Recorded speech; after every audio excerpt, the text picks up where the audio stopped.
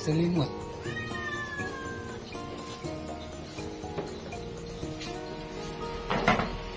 Ini ayam batoko cabai hijau.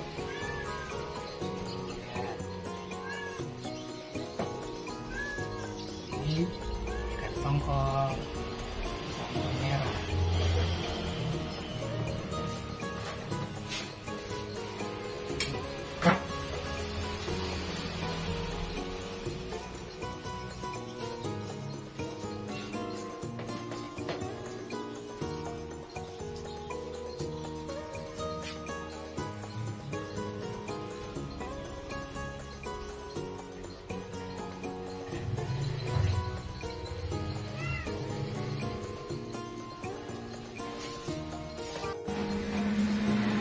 Halo Sobat Travelers, kali ini saya akan mengajak kalian berkunjung untuk wisata kuliner.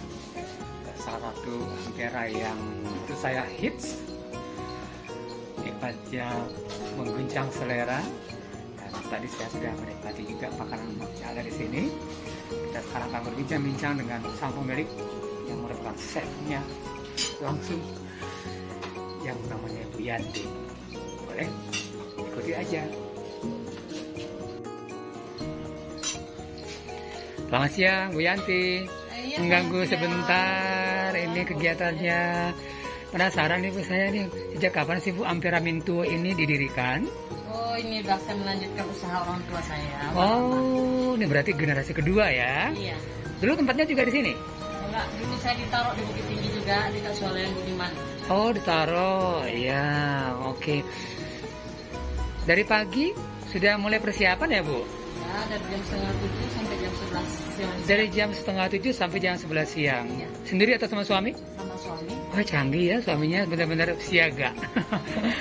Lauknya apa aja sih Bu? Penasaran nih Bu? Ini ayam selimut, Ayam selimut, wow.